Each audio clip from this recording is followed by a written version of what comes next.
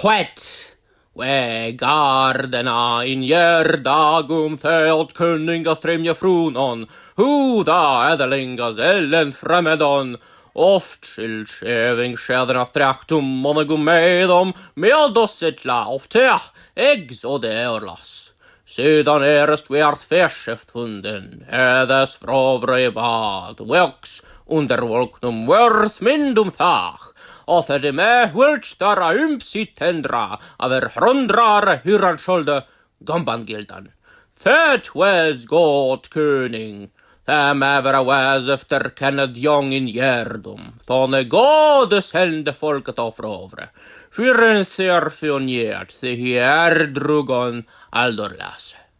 Lange hvile, himthes livrea, wuldres weldent, worldare forjef, Beowulf was bröme, blöd, wide, sprang, skildes evera, Sherlandum in.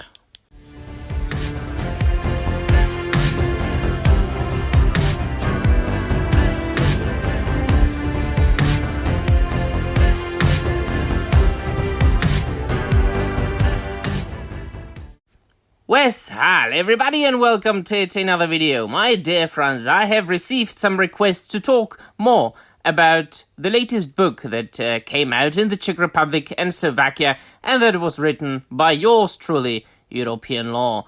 That which you can see on the screen right there is a snippet, a preview that you can find on the internet on one of the Czech websites. And don't worry, even though it is written in Czech, I am able to talk about it. I want to talk about the background and what it is about, really. It is a second book of this type, of this kind, that I published. It is a poetry collection, mostly composed of alliterative verse, which was greatly inspired by the ancient and old poems of the Anglo-Saxons, the Old English poetry.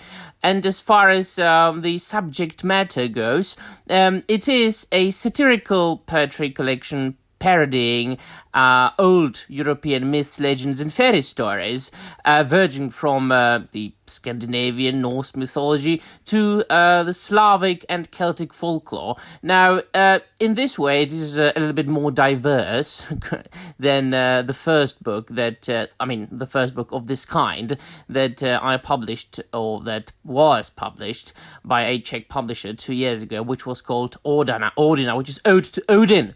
Nice alliteration there, isn't it? And that one was much more Norse-oriented, as well as much more complex and very much more serious. Less, let's say, less funny, less ridiculous, less less of a parody. I wanted to really do this one on a little bit of a more lighter note, and I have managed, I have to say. The first one got tremendously fantastic reviews. This one, I think that all the people who pre-ordered this particular book have already received it, and now you can get it in most of the Czech and Slovakian bookshops. Now, I was always fascinated by the ancient poetry of the Anglo-Saxons. From the moment I first read Beowulf, or really from the moment I first heard Beowulf, because my old English professor at university, he did what Tolkien did at the beginning of each session of lectures on Beowulf. He recited the opening lines at the beginning of the first lecture that I attended with him. And I just was mesmerized by it. And then, of course, him and the fact that I love Tolkien so much, and that I love history and fantasy and all these things that just made me fall in love with these ancient stories, tinged with paganism, which of course then was suppressed by the arrival of Christianity. Then of course, when Beowulf was written down, Anglo-Saxons had already been Christianized, and the story, of course, coming from the area of today's probably Sweden, Scandinavia / very north of Germany, these areas. It was a beautiful mixture of everything. But what was absolutely fascinating to me was the metre, the formal structure of Anglo-Saxon poetry, which was similar in most of the Germanic-speaking countries at the time: Scandinavia, Iceland, England, and then, of course, also Germany. And in all of these countries, you could find poets composing poetry in a very similar way. The umbrella term being alliterative verse, which was based on the poetry being composed as far as the varying positions of stressed and unstressed syllables in the individual verses. And I have written an entire thesis about it, connected even with Tolkien, and it is written in English. It is available online, and I shall put a link in the description down below should you wish to check it out. And so this kind of poetry, the alliterative verse, was of course also very much specific in that it contained, wow, surprise, surprise, alliteration, which is of course multiple words beginning with the same sound, not letters, because we know that very often we write words differently from what they are pronounced like.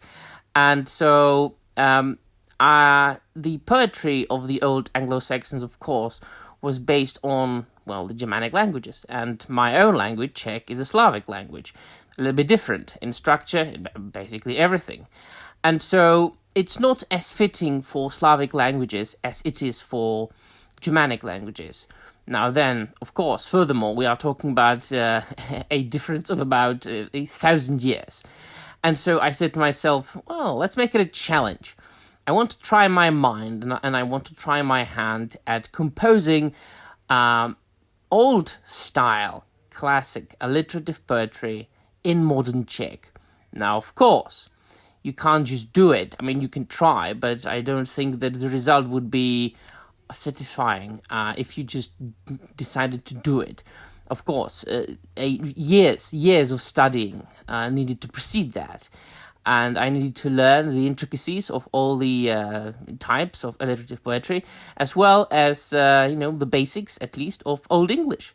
And then, of course, I started with trying to translate Old English poetry into modern English.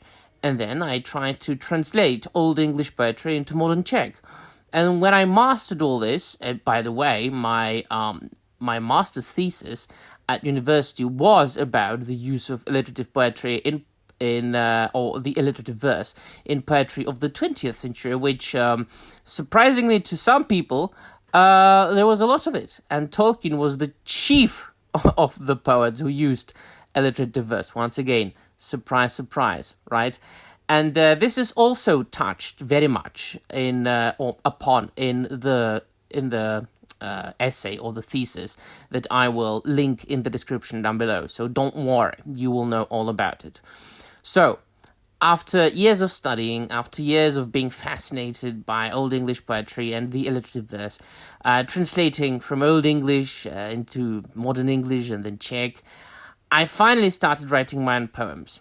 It wasn't easy at the beginning. I had to adjust the metre at first to make it easier for me, but the poems I wrote at first, a couple of dozen of them, were not really satisfying. I just couldn't approach, or I didn't at first approach the metre as close as I wanted to. But gradually, of course, with practice, with a lot of work, with me consulting my poems with my professors and with older poets, I think I quite mastered the craft. Now, what you can see on the screen contains two kinds of poems, really. There you can see the difference between alliterative poetry and more romance-based poetry. The one on the right is a poem in Czech about Hugin and Munin, which were the ravens of the god Odin, written in the Old English style, very much based on the alliterative meter, the form that Beowulf was composed in. As you can see, graphically, the lines are distributed into two half lines, or they are so-called hemistichs. And both of these hemistichs, they contain two stressed syllables, two main stresses, and then reasonable number, of really unlimited unstressed syllables. And then we have to take into consideration the fact that those stressed syllables only, and just and only, those stressed syllables alliterate with each other. If an unstressed syllable alliterates with an unstressed syllable or a stressed syllable, it does not count as the proper alliteration in the alliterative verse.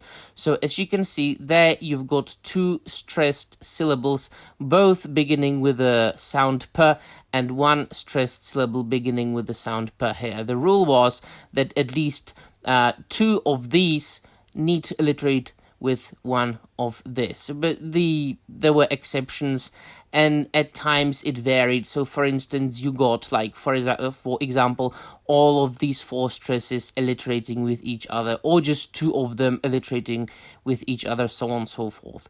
It needs to be said also that the rule was that each consonant only could alliterate with itself, which means the p can only alliterate with p, and d here, the d sound, can only alliterate with d. As far as vowels go, any vowel could alliterate with any other vowel, which means that o here can alliterate with a, and it counts as a proper alliteration here in the alliterative verse. And the result then, ideally, is a text which sounds both poetic but also natural. And here you've got more classic romance-based poem, which of course is based on very strict and set number of syllables in each verse. Here, as I said, because there can be like reasonably unlimited number of unstressed syllables in each verse, the total number of syllables in each verse here in the alliterative poetry is not really set, right? So it's not as strict. Also, it doesn't rhyme in the end, which of course the romance-based poetry does rhyme at the end of the verses and has got very set, very strict number of syllables in each verse. This, all my Czech subscribers and Slovakian subscribers will know that this very poem that you can see on the screen is a parody on a classic poem of the same name by a very famous Czech poet, and those who will guess, or those who know, please do write it in the comment section down below. I will be happy to see all the correct answers. Right, and so my Czech subscribers, my Slovak subscribers, you will see what kind of parody this is. And so this is it. This is my main creative output as of now. This is what I focus on, or have been focusing on creatively in the last couple of years. Now, of course, as far as YouTube goes, this is just a hobby of mine. This is just my little ramble. It's just what I do to make fun of people and of bad art. But yeah, so I hope this answered all your questions, you out there who asked me more about my book. And yeah, let me know in the comments down below what you think about this little ramble, and don't forget to check out the little essay that I will link in the description down below. And that'll be all. Thank you very much for watching, and namaste.